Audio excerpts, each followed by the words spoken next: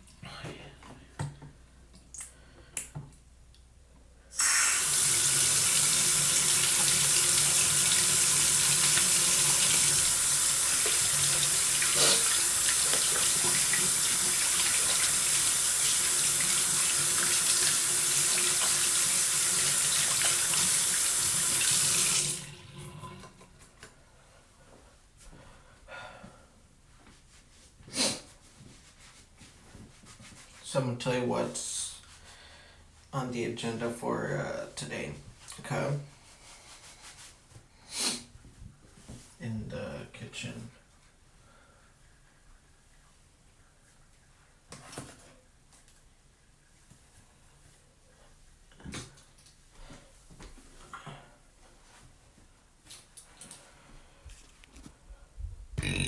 Excuse me.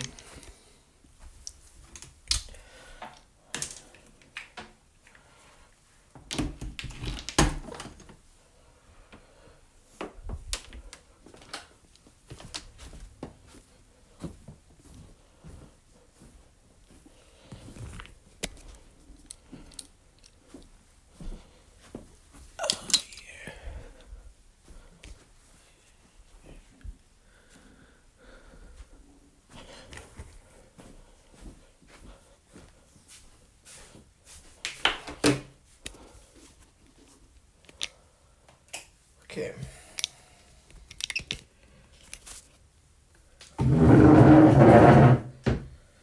So I literally had to start out my day. Right. Just chill in the bed. Chill in the bed and watching TikToks, YouTube videos, some Twitch streamers in the morning. And then around this time it was okay. Before I start streaming on Twitch, let me, because I need to be like semi-active on my other site, even though, it's not an OF. It's like slightly opposite to Patreon. So yeah.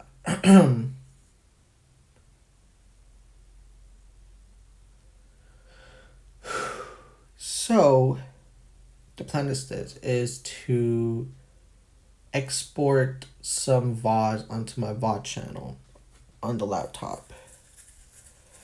Okay. And since tonight is TNA Impact,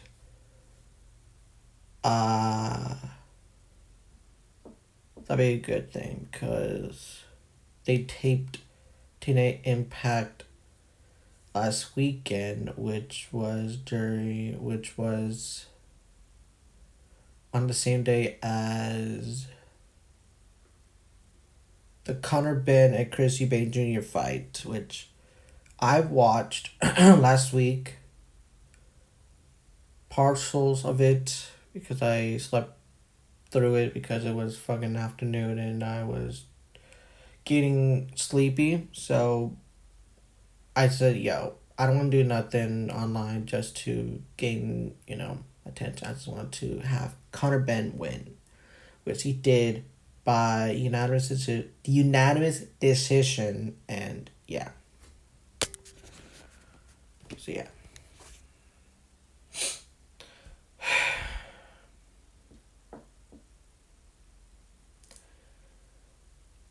And I haven't ate at all so far today. I'm gonna microwave some burritos, eat that, and then export the VODs from yesterday, I believe Tuesday, and Monday. And then after that, just watch video on the laptop. And then think that, and then once I get bored of streaming, that's when I'm gonna call it a day.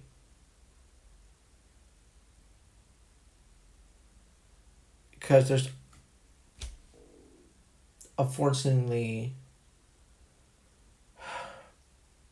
after this day, 9 to 8 days left. 9 to 8 days left in this marathon. Like, after tomorrow and Saturday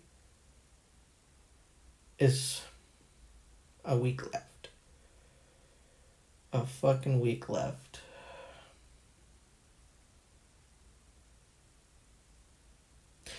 So yeah. And also, before I, heat my burritos up, let me tell you a funny dream that I had while I was trying to wake myself up.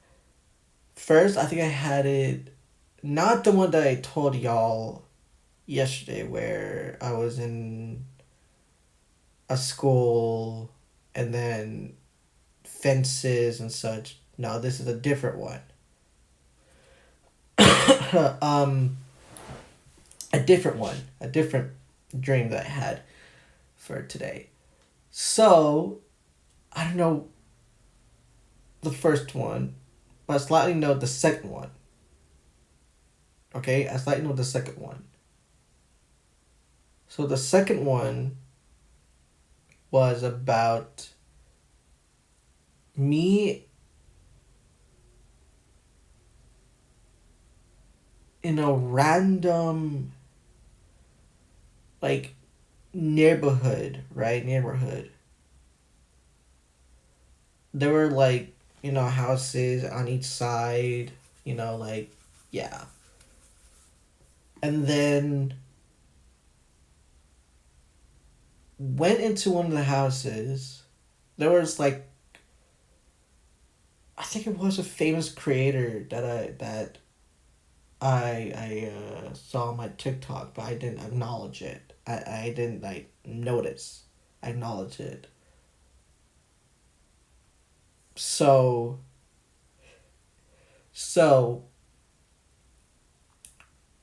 I went to the one house, but I don't know, like, the structure of the house, or like what the house looks like.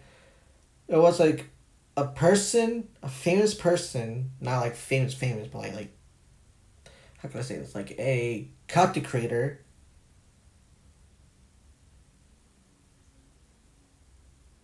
and I just went out, ran,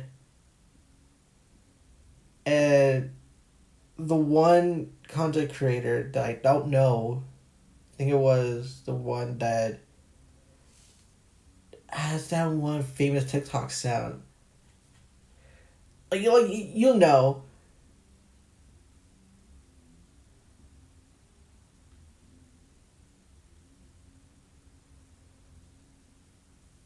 and I think that creator was like flying in the air, well, not like in the sky, but like in the air.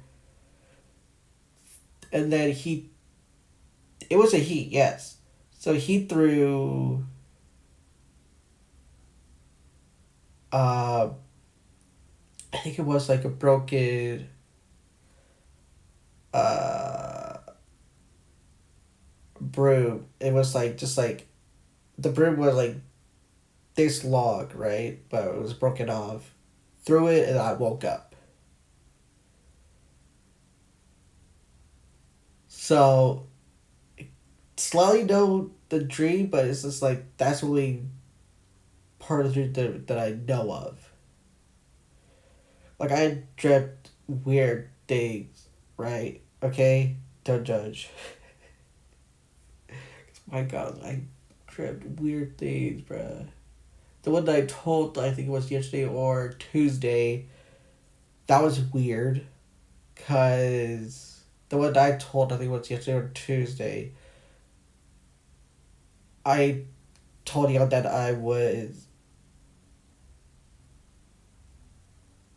got teleported to a school, and then teleported to get outside of the school. And then there was log fence, and then we went through it until it broke, and then we walked across the street or ran across the street, and then there was a building with stairs, and then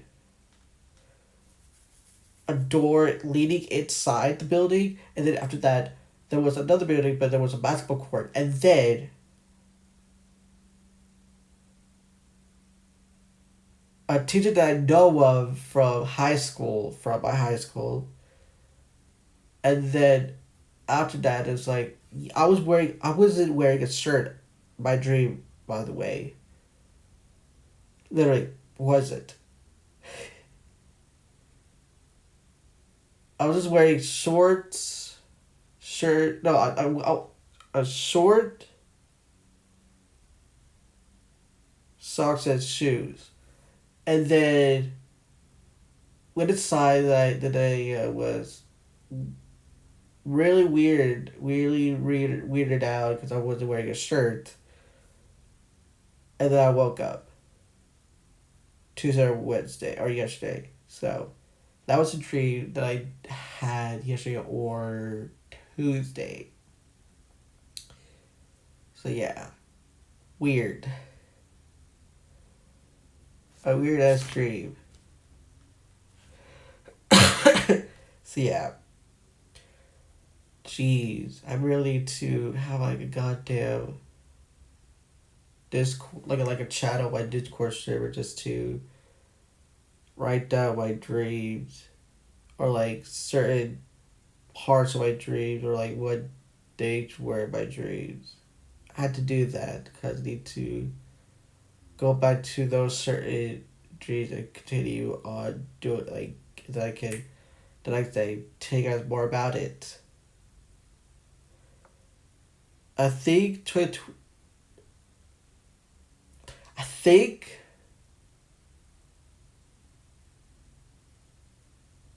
it like literally once I turn 22 I'm gonna try and journal my dreams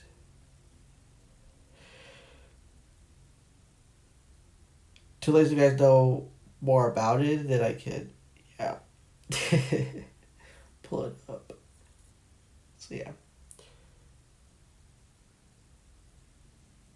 So yeah, I think I'm gonna eat. While I'm eating, I'm gonna bring the laptop over here to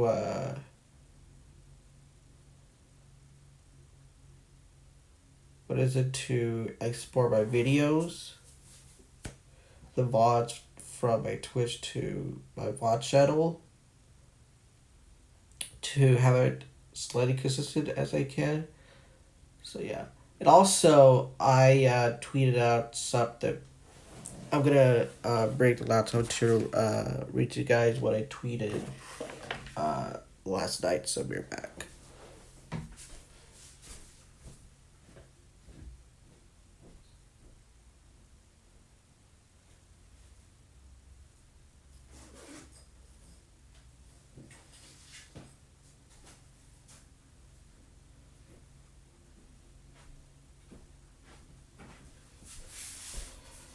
While it's loading, I'm gonna heat up myself some burritos right now. Do I want to go pass a plate or? Yeah, pass a plate, cause hi CBA. Got the dude brother told me how I should clean it. You know, so yeah.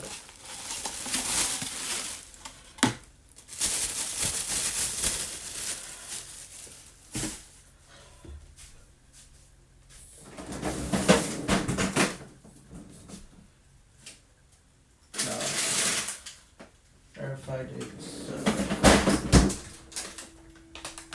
pure hero type of day, you know?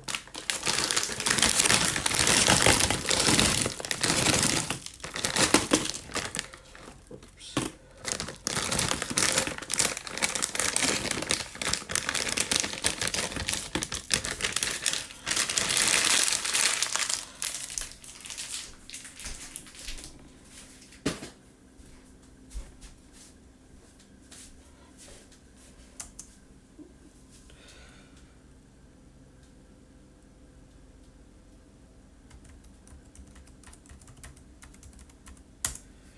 There.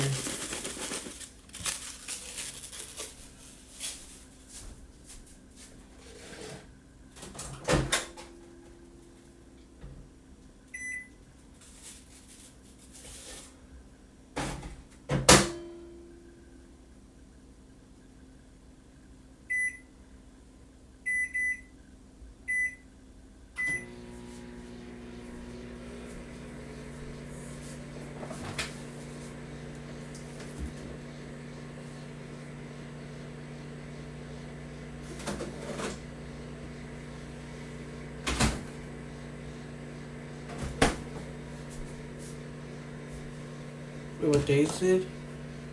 Oh, fuck.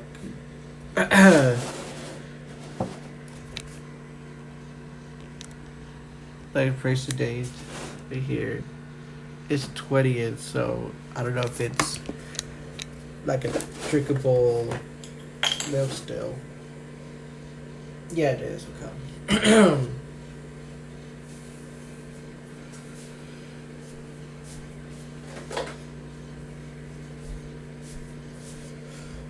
Thank God I saved my Wendy's cup.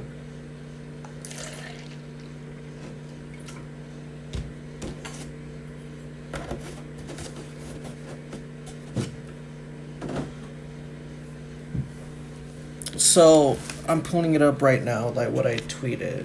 Okay.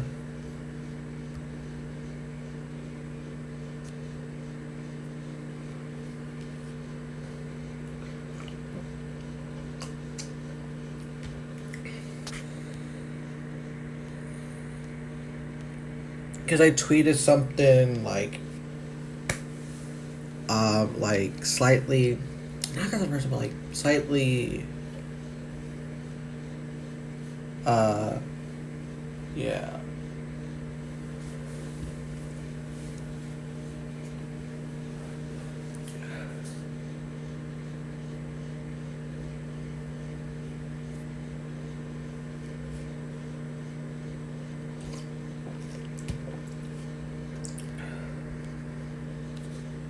Hold up, it's loading.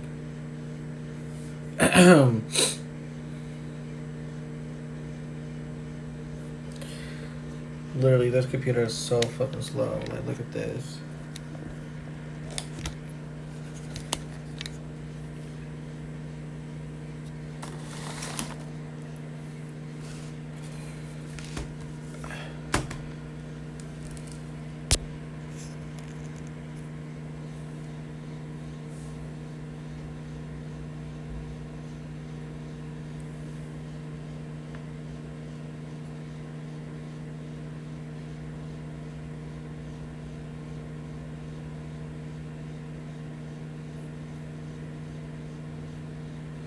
Finally, okay.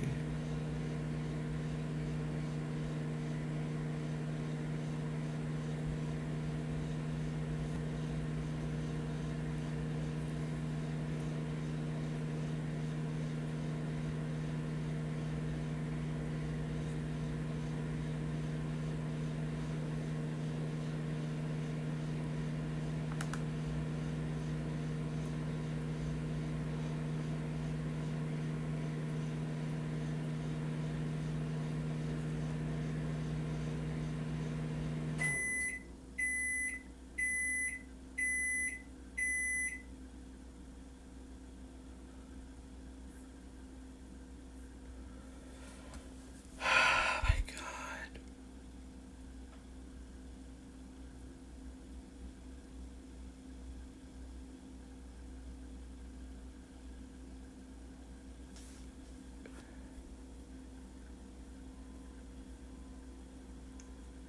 Right here.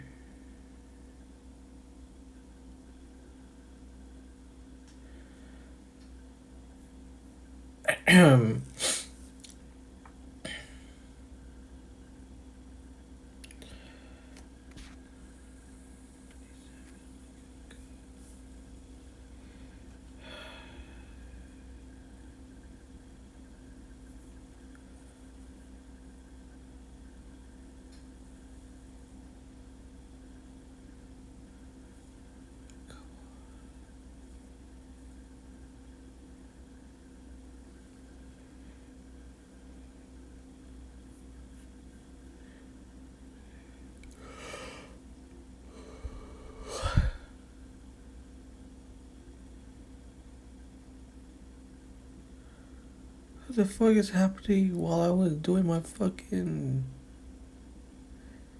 thing earlier? Jesus. Okay. Uh.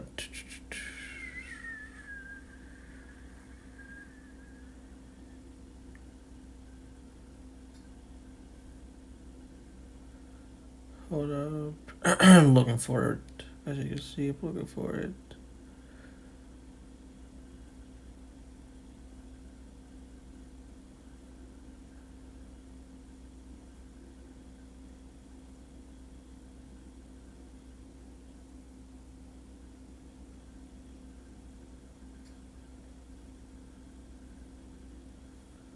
Right here.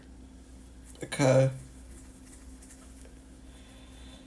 I said this in quote of my pinned tweet. Okay. If we could load.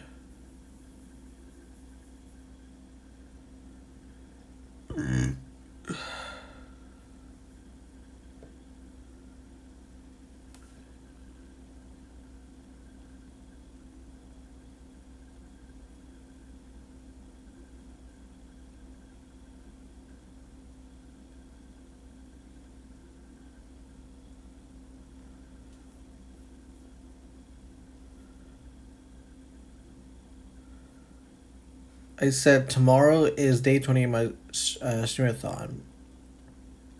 There's only 10 days left in this month. There could be a special guest coming in the last 3 or 4 days in this marathon. So please pull up then, because it'll be a great time to wrap this marathon that I've been doing for the last 30 days. Then linked my Twitch, and then 10 days left in this marathon.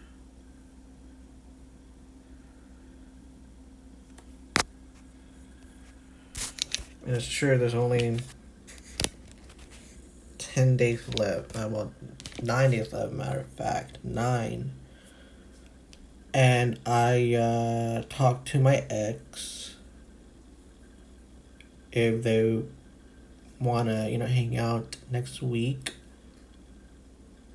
And their answer is, you have to ask my dad. It means, I don't know. I do not know. So, gonna see if I can hang out with my ex next week. Because literally this time next week is Thanksgiving, and next Friday is Black Friday. And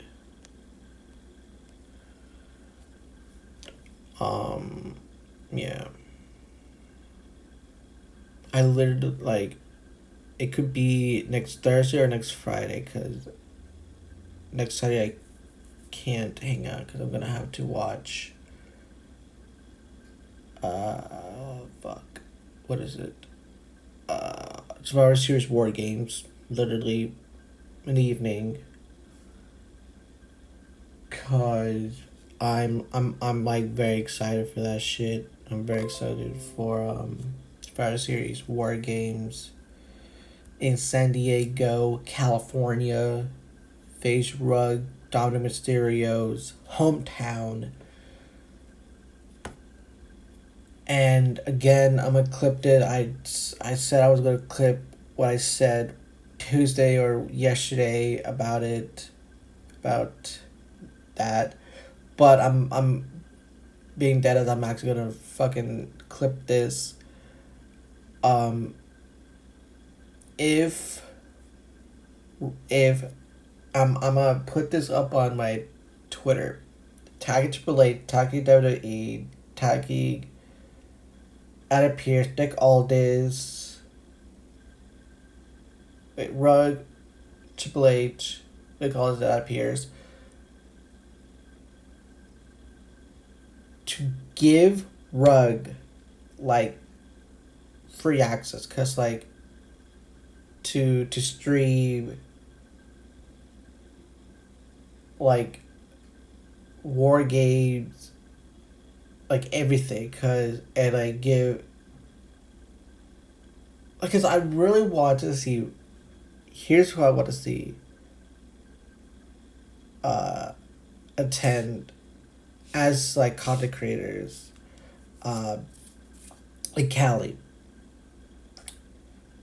I want to see Will Dev. I think by then.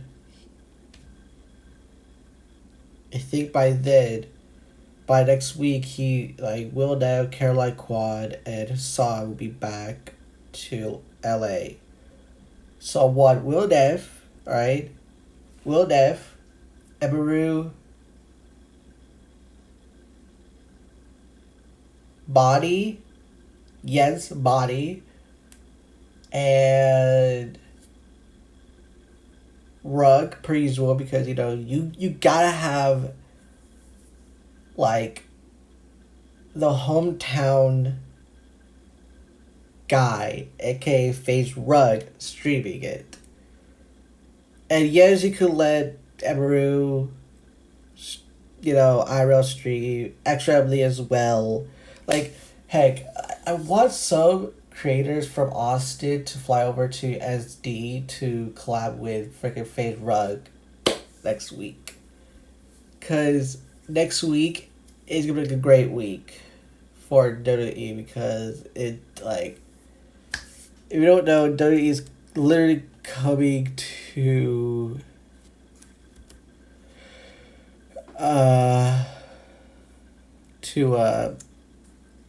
let's see here, event to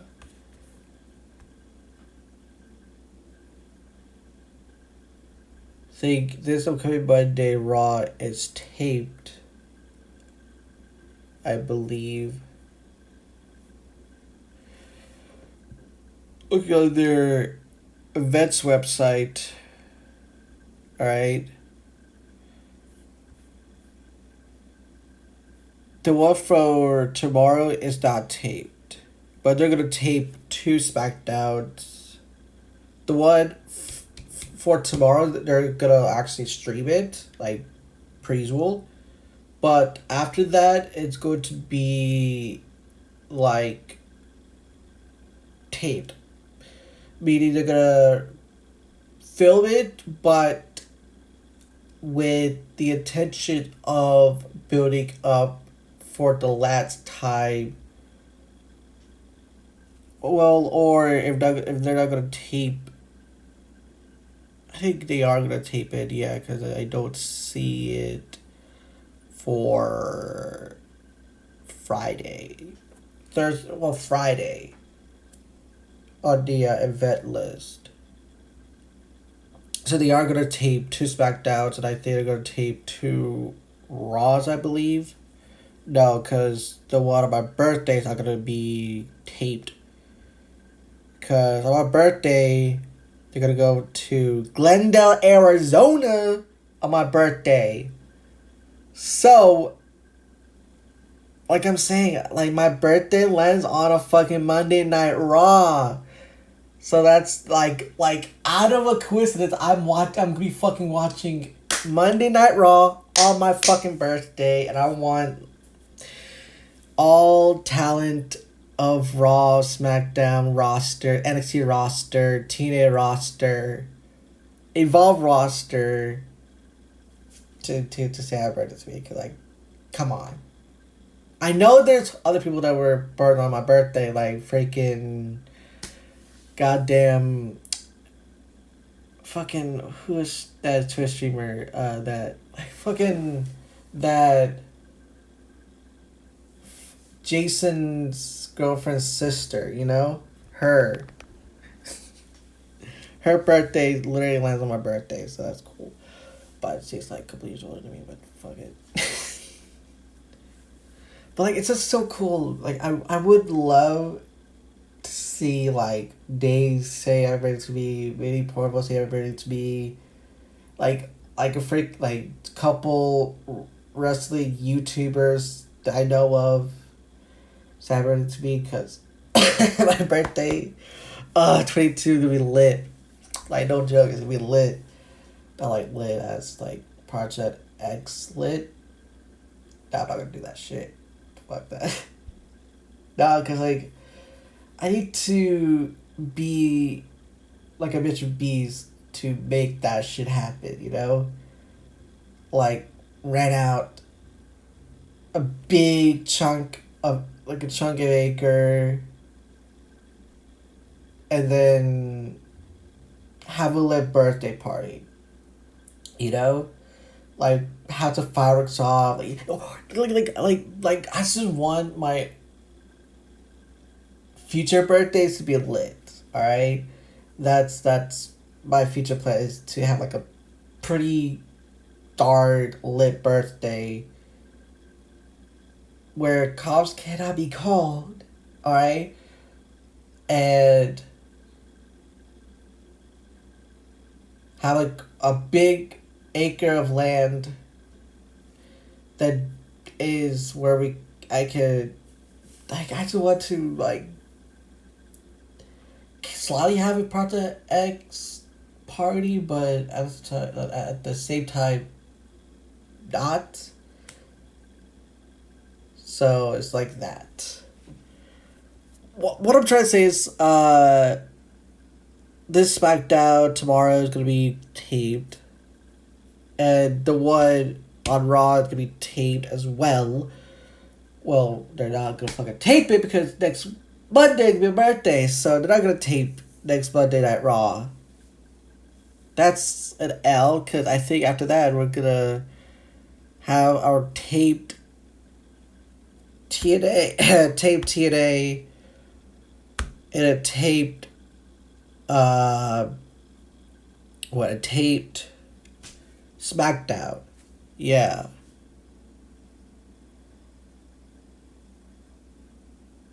Like I just can't believe that Bud and I Raw, that's my fucking birthday. That's fucking lit. That's lit! Oh my god. For real, like Monday Night Raw, December 1st, Glendale, Arizona. Like, that's fucking crazy. Like, if I were to go there, like, I would love, like, at the end of that broadcast to have Cody Rhodes or some talent that could be on the December 1st Raw episode, right? Just to celebrate my birthday. Brother, and then have people like record it, put it on Twitter, tagging me. Bruh, that could be lit. That could be lit, but I can't. Buddy flying over there. Yeah, but so yeah. That's why I said on Twitter last night about this, because after this is done, taking a break from Twitch, but not social media, not Twitter, not well, Twitch streaming, yes, but not taking a break from the Twitch platform. No, because your boy needs to be active on the Twitch platform, because I just want to say what's up to my friends, crap like that. So, yeah.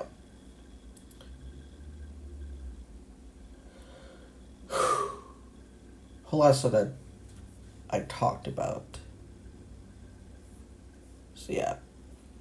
Anyways, yeah, I'm gonna watch some videos on the laptop while I eat my pre-rolls, which I think the perfect pre-roll like video to eat my pre-rolls is Smosh.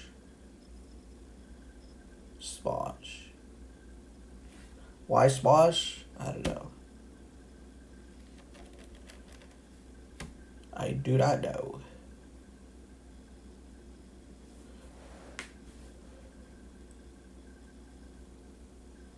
First is going to be the IA video about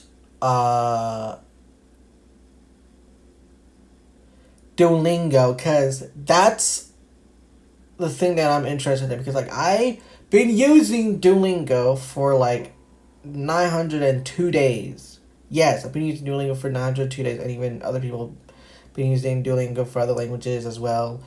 Like there's a streamer called Sunflower that does their daily Duolingo on stream as a co-working thing on stream. Shout out to them or him. Don't know the pronouns, but I'm just saying him and them for now. And then me as well, learning Spanish for 902 days. So this right there, if you go onto Night Anarchist video, the Night Anarchist channel, search that video up, or it's up on this channel, it's that. So I haven't watched it, my first time watching it, so, and you're gonna hear the audio of it, because it's so interesting. And then after that I'm gonna watch Smalls that includes a P-roll thing. So yeah.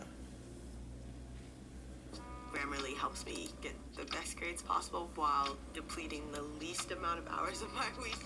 I'm Lauren Taylor. I'm a student.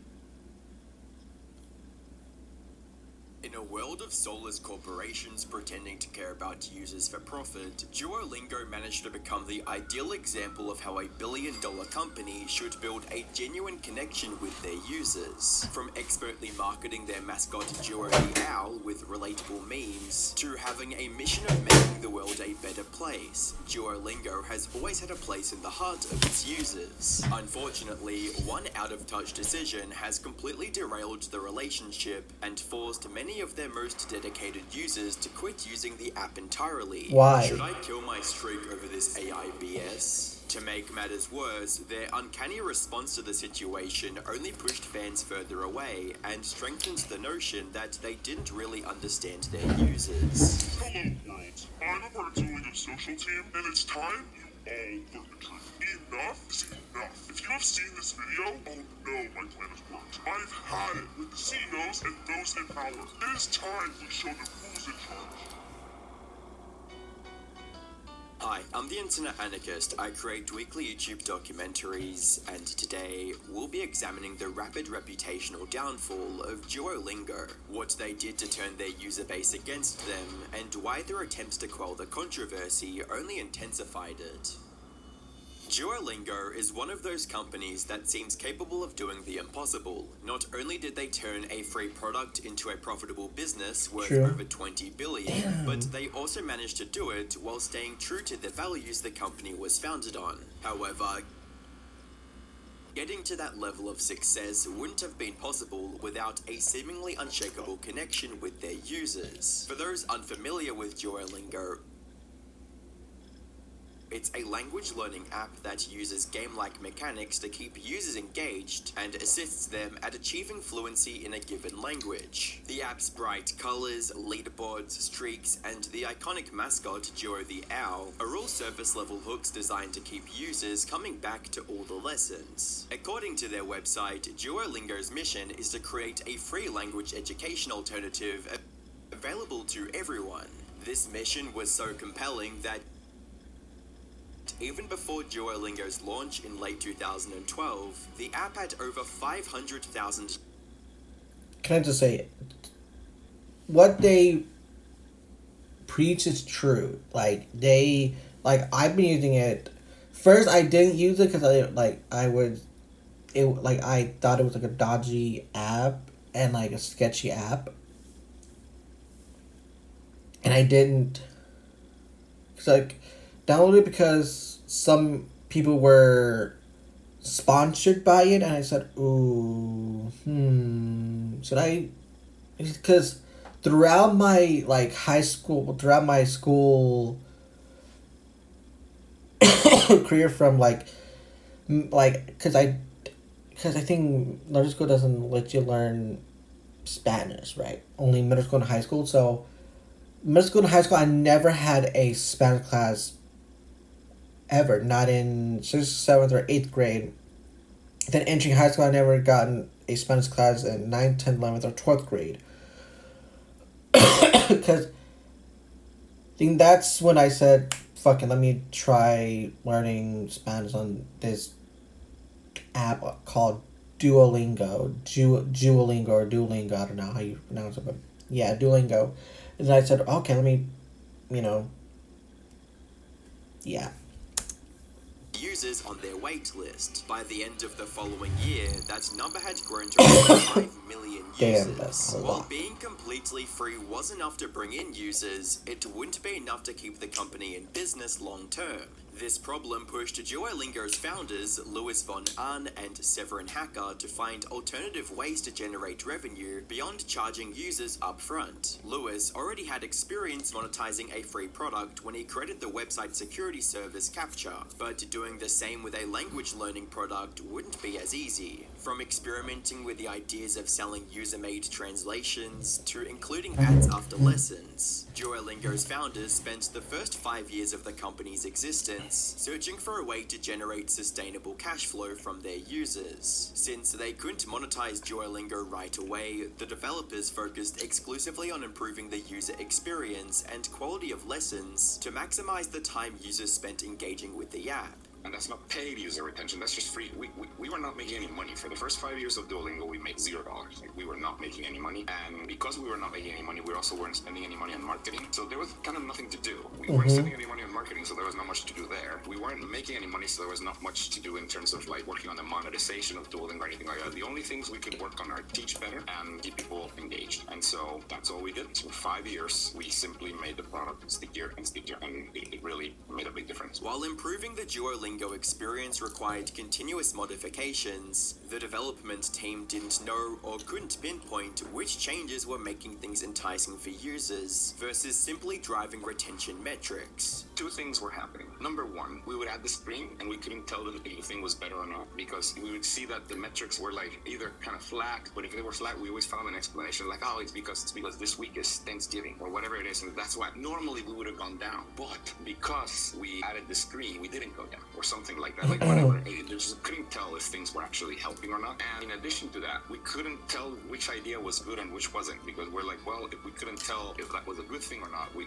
I don't know, was that a good idea or not? And so at some point it occurred to us, you know what, we should actually run one A/B test and figure out if that thing was actually good. I remember we ran a test. I don't remember exactly what the feature was, but I remember there was like 4 options, and each one of us bet on which the option was going to be best. And we thought of ourselves as very good product people, and it turned out none of us were right. From then on, I know. Imagine being able to build an app with your name on it, just by thinking about it. Meet Base 44, a complete AI. From then on, changes to Duolingo were almost exclusively done through rigorous testing paired with user feedback. This feedback loop of testing features to identify and modify user metrics eventually gave rise to some of Duolingo's gamified components like XP, hearts, and leaderboards. The most important feature to come out of this testing cycle was the streak system. Every day users complete their lessons, they're congratulated by the app's mascot Duo and have their streak count go up by 1 day.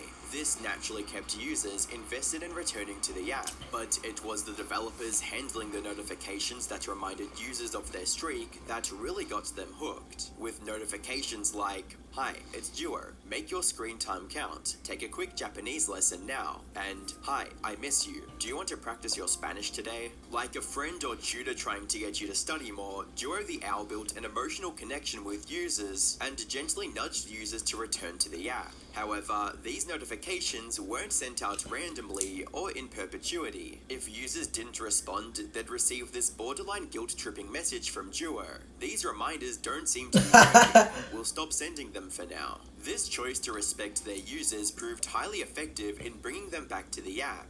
We've always stopped sending notifications. We stopped using Duolingo. So if you don't use Duolingo, we stop after it used to be about 5 days. We're like, okay, after 5 days, whatever, you've given up. We're not going to spam you forever. And it occurred to me, you know what? If we're going to stop, we may as well tell people that we're stopping. Why not? So the last notification on the 5th day that we started sending was, "These reminders don't seem to be working. We're going to stop sending them for now," or something to that effect. It turned out that really got people to come back because they, it's this passive aggressive thing that they felt bad that Duolingo was giving up on them. And that is the first glimmer of personality that was just like, oh, this owl really wants me to do that, and he's gonna be passive aggressive. And I think that's kind of what gave rise to a lot of the memes. But I mean, we didn't. And so the personality of the owl has really evolved over time, and it's been kind of co-created by a lot of different Duolingo employees, but also by the community. Around the same time users were receiving these emotionally charged notifications, the meme of Duo the Owl being an evil owl who resorted to any method necessary to get users to continue their lessons began to take shape online. Even the social media team behind Duolingo began feeding into the meme with ominous Twitter posts. The fanfare around Duo's antics transformed the streak system from an obligation to a badge of honor that saw users maintain their streaks for years. As the infamy of Duolingo streaks increased, so did the number of active users, growing from a few million to tens of millions of users. To make it easier for users to keep their streak and generate some revenue, the developers introduced streak freezes that could be purchased with the app's premium currency. This ultimately gave the Duolingo developers the breathing room to add to the Duolingo Plus subscription, which gave users infinite lives to answer the questions without worrying about mistakes and an extra streak freeze every month. Acting and adjusting their product based on user feedback allowed Duolingo's developers to effectively leverage their mascot to retain existing user engagement while drawing in fresh users. However, they had only scratched the surface of Duo's marketing potential and were about to discover just how impactful their little green friend was on fans. Between 2020 and 2021, management at Duolingo decided to pay more attention to marketing and public relations by advertising their product on social media platforms like TikTok and Instagram. Most companies push their products on social media very directly, but the marketing team behind Duolingo wanted to interact with fans more subtly. While they did start with generic posts like 10 words of X language, it wasn't until one of their social media marketing leads, Zaria Parvez, came up with the idea to use the company's mascots in videos they saw gain any real traction.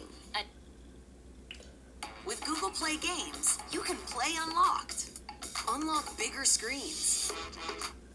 An office for the first time. Like, I always say the reason why our TikTok was so successful is because I didn't really know all that much about advertising, if I'm being honest. Like, I was a new grad. I kind of had fresh eyes on it. And I remember walking into the office, and this is like after pandemic, I don't know.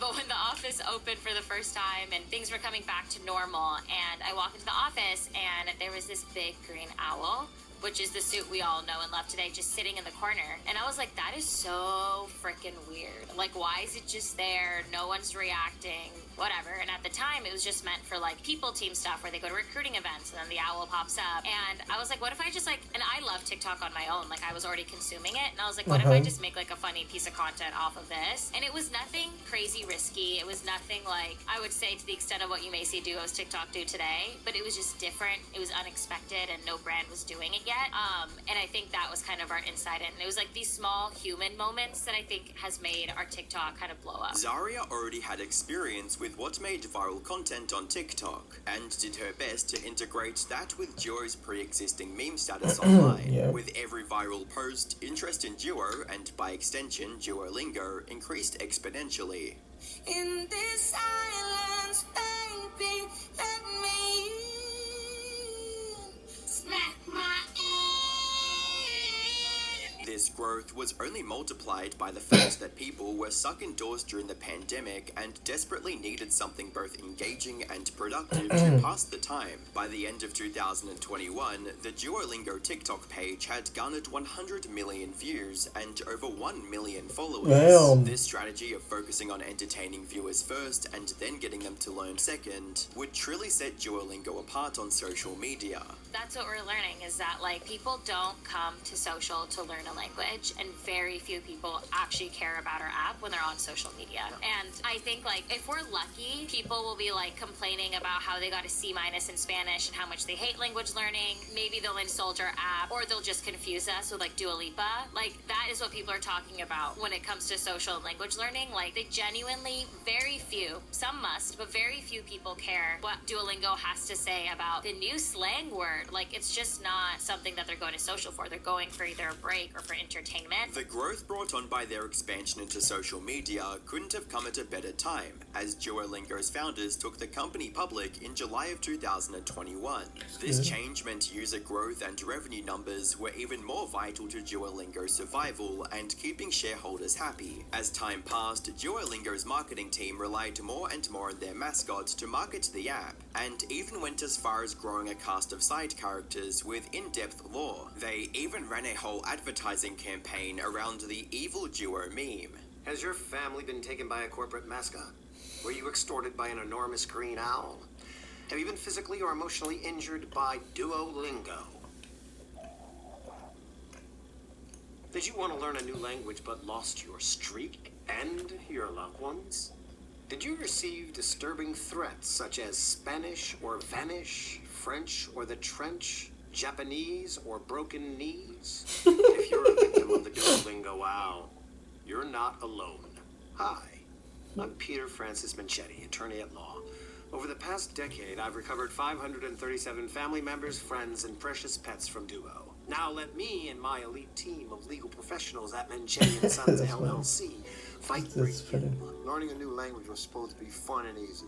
Well, if you've ever been thrown in the trunk of a car and driven across state lines by a huge green owl, you know that there's Huge green owl. about Duolingo. Within a few years of bouncing between improving the app and engaging with users on social media, Duolingo's monthly active users had grown to over 100 million and almost 10 million paying users. At this point, it seemed like Duolingo's business metrics could only go up, and they'd forever remain the untouchable king of educational apps. However, one or two short-sighted, cost-saving tactics were about to significantly handicap their growth. In January 2024, Duolingo Duolingo announced that they had laid off 10% of their contract staff due to increased productivity brought on by AI technologies. As you'd imagine, users weren't too happy about this change, not only for the people who had lost their jobs, but also for the inferior quality of generative AI when it came to teaching users. Have you noticed how spell check is getting progressively worse? It's because they've incorporated AI into it, and AI doesn't actually think, it just looks at trends. If everyone misspells prepare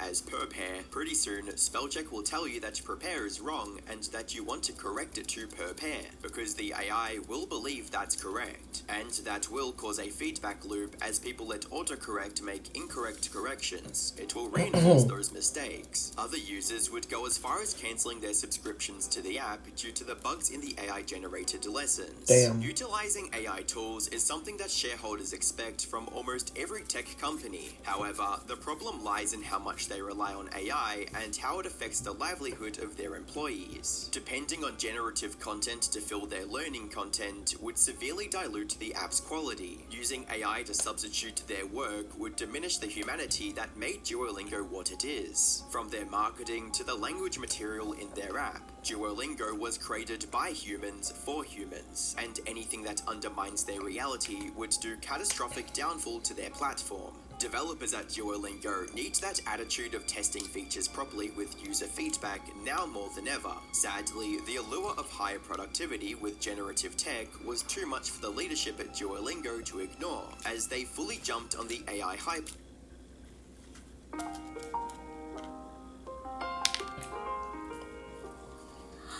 It's not always raining. Train and steamrolled their reputation. Around late April 2025, Duolingo CEO shared an email announcing the company's new direction as, quote, an AI-first company, and framed it as a critical business move for the future of their app. Reading, AI is already changing how work gets done. It's not a question of if or when. It's happening now. When there's a shift this big, the worst thing you can do is wait. In 2012, we bet on mobile, while others were focused on mobile companion apps for websites. We decided to build mobile first because we saw it was the future. That decision helped us win the 2013 iPhone App of the Year and unlocked the organic word-of-mouth growth that followed. Following this, the email highlights the impact of AI on how much content is produced and the changes they'd be making to their workforce in response. Reading, it helps us to get closer to our mission. To teach well, we need to create a massive amount of content, and doing that manually doesn't scale. One of the best decisions we made recently was replacing a slow manual content creation process with one powered by AI. Without AI, it would take us decades to scale our content to more learners. We owe it to our learners to get them this content ASAP. We'll gradually stop using contractors to do work that AI can handle. It goes without saying, discussions like this around AI and automation often don't go over well with fans. The backlash to this email was immediate and intense. Some users either considered or outright ended their multi-year streaks in protest, while others started petitions against Duolingo's AI integrations. Around this time, more and more users began complaining about the errors and bugs in the app. As one user put it, look at that garbage English translation. A completely nonsense sentence. I have an almost 1700-day streak, but I'm ready to walk away if this is what sort of stuff the AI translation is providing. I have no confidence that what I'm learning is correct if it spews out this kind of slop. All this fed into the sentiment that Duolingo had to become a subpar language learning program, and some users even suggested that people boycott the company en masse. We have to fucking boycott any company that says they're AI first. And yes, I'm talking about companies like Duolingo, because this whole idea of replacing human beings with AI is only going to get worse if we don't take a stand now. And I'm sick and tired of all these stupid-ass CEOs acting like AI is going to make everybody's life better. Not if you take people's ability to make income, because how are they going to survive? And what's even more annoying is hearing people try to downplay AI as if it's not going to replace the majority of people's jobs, comparing it to other advancements in technology in the past. This shit is not the same. Like, these companies are all trying to convince us that AI is just going to help us do our jobs better, when in reality, companies are starting to come out and say that they are going to use AI first before they hire people. And honestly, it might already be too late, but we're still early enough to where we can try to do something. So if you hear of a company doing this and not hiring people or firing people because of AI, boycott them, unfollow them, stop using their products, delete them from your apps. Because at the end of the day, all they're really trying to do is to make more profits for the people that are already on the top. Duolingo initially didn't respond to users' concerns. Instead, they made all the content on their social media platforms private. Naturally, users assumed that this was just a ploy to get people's attention and set up another marketing stunt, with the user stating, "Probably a publicity stunt like always, getting ready to talk about chess probably." As predicted, Duolingo's PR team came out with a response video, but it wasn't what fans expected. On the 20th of May 2025, Duolingo released a video on their social media titled "The Truth, Exposing Duolingo," in which an individual wearing a three-eyed Duo mask tries to sympathize with users. Hello, world. I'm a part of Duolingo's social team, and it's time you all learn the truth. Enough is enough. If you have seen this video, oh no, my plan has worked. I've had it with the CEOs and those in power. It is time we show them who's in charge. We taught the green bird how to twerk. We put him on the map, only for the elite to ruin it all. Everything came crashing down with one single post about AI. And for those accounts pretending to be me, you can't outdo the doer. You know that one time where Duo died? That wasn't a stunt, it was a signal, a distraction from what was really I remember that. We were just told it's normal. But I haven't had one normal dot since 2022. No more wearing that slutty suit. No more What does Dove Man plus Care Beast Mode smell like? It's like the condition had on it. Like refusing to straight. taking the fall. We can't just move on and pretend that everything is fine. It isn't. No owl should be above the law. And no, they can't stop me. It's time to teach you all a lesson. I changed all the passwords. Here comes the truth in 3, 2, 1. That clip would serve as a teaser to the real response from Duolingo. 2 days later, they released a follow-up interview with the CEO, where they tried to explain the reasoning behind the push for AI. I'm making the man who caused this mess accountable for his behavior. I'm demanding answers from the CEO, Luis Von On. I know you're upset. I know people are upset. I want to make this right, and I'll answer any questions you may have. First question. So are there going to be any more humans left at this company? Our employees are what make Duolingo so amazing. Our app is so great because our employees made it. Our social media presence is so funny and unhinged. Not because I did that, or because an AI did that, it's because our employees did. So we're going to continue having employees, and not only that, we're actually going to be hiring more employees. How do we know that these aren't just empty promises? As long as you're in charge, we can still get shuffled out once the media fire dies down.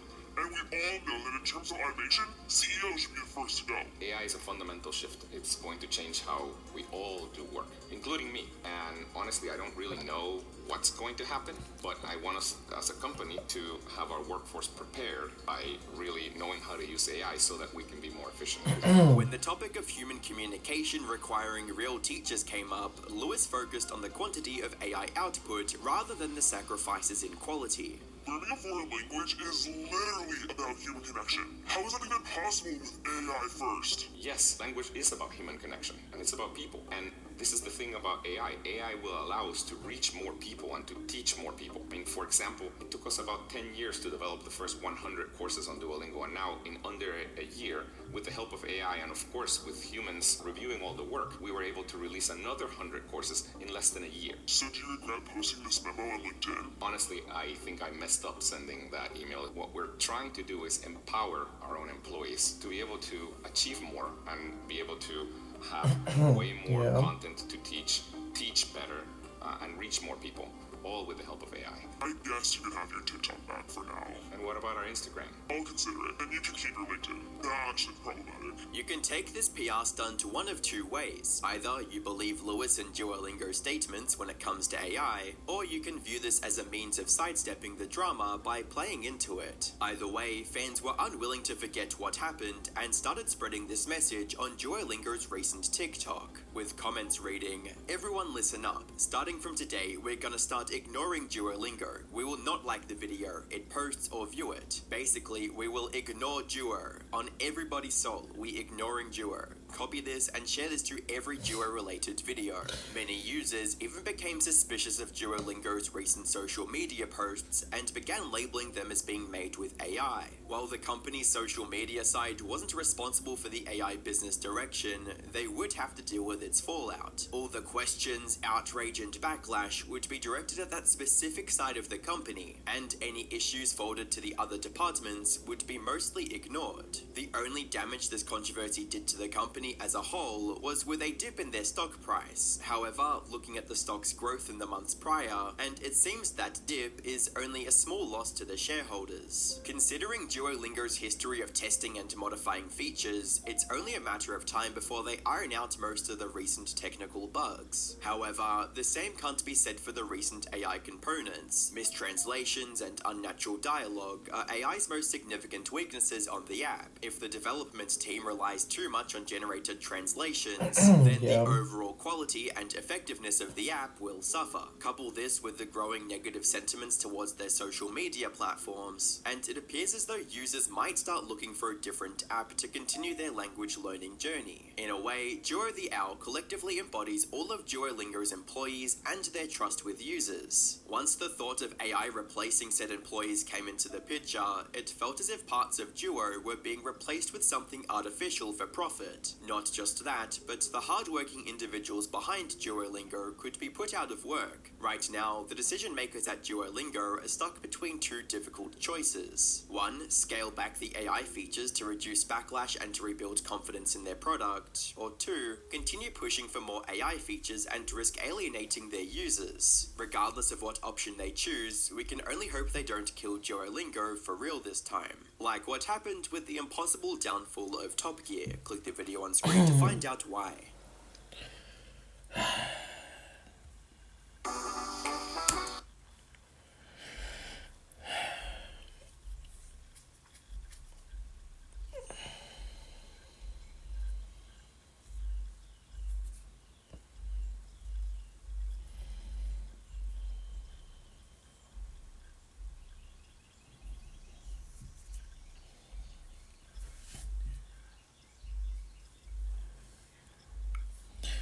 Okay. Damn. That's crazy that Duolingo actually posted that video. That's crazy. Like those two videos about like the teaser to the exposing of Duolingo. That's crazy. Damn, because I've been using Duolingo for 2 days. I'm not gonna fucking know. But yeah, I think that's it.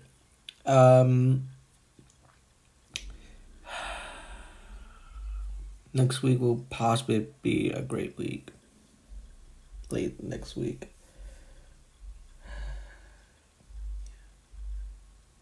Once again, please continue to view my streams. On the 30th, I will raid into someone's stream because I, one of them definitely. Oh, actually no, because I'm gonna have to.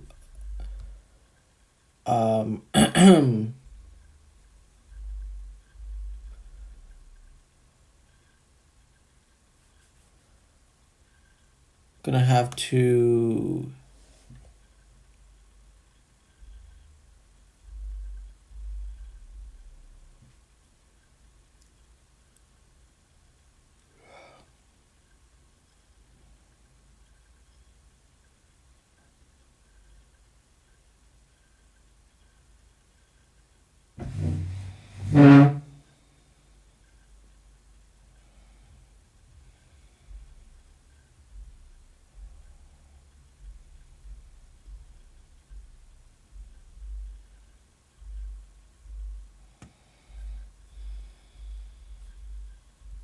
Gonna have to.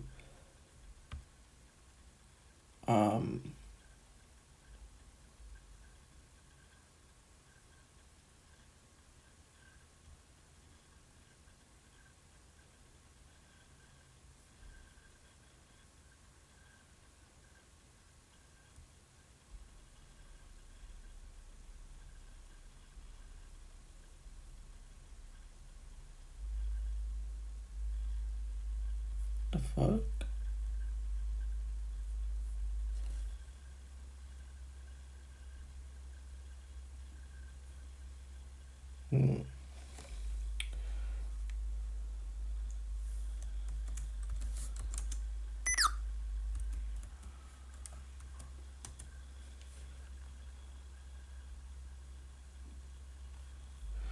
I'm gonna export this and the other VODs, cause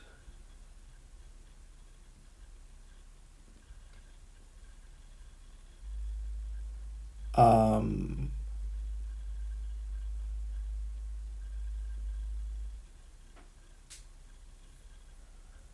I think the latest one that I exported was when.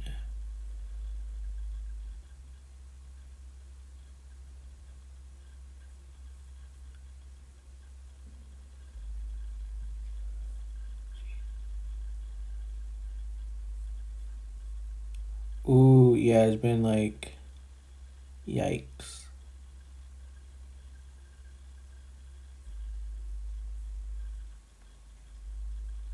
Nearly a week, 3 days. So I'm gonna have to re-upload how many? Jesus, I'm gonna have to look for it right now to know how many.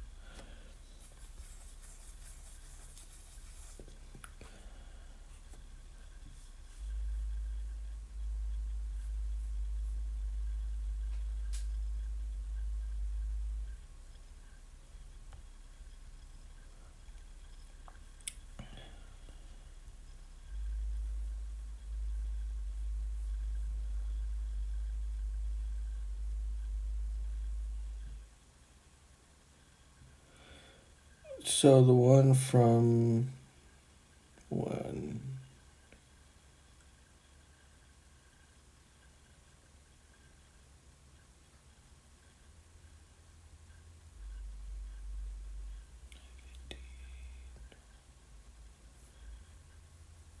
This is the last one.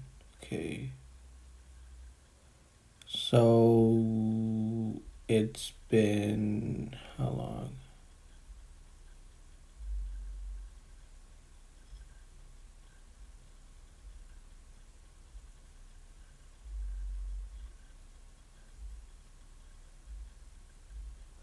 One, two, three.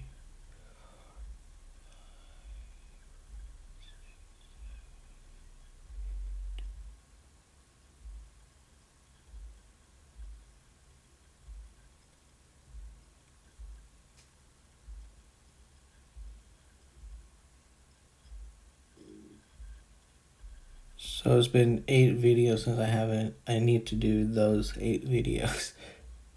Starting from 17th,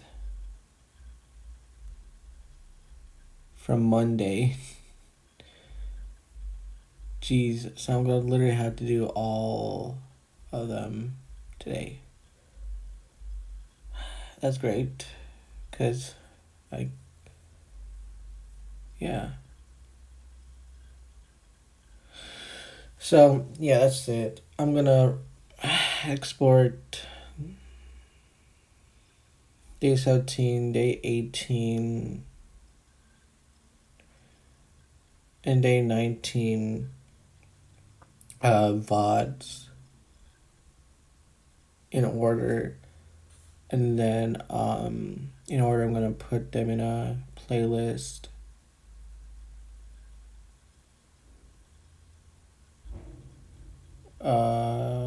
Later while I'm watching TNA Impact, and then after that I'm gonna clean my clothes. Yeah. So yeah. So anyways, see guys all tomorrow for day 21.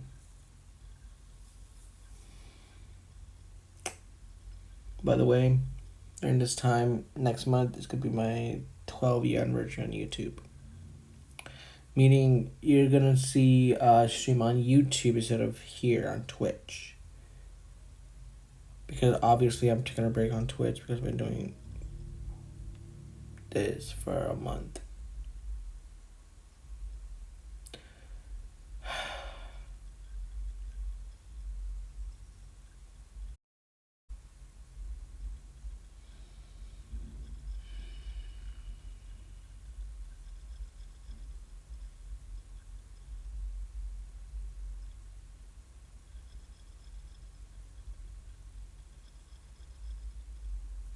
Yeah. So yeah, peace.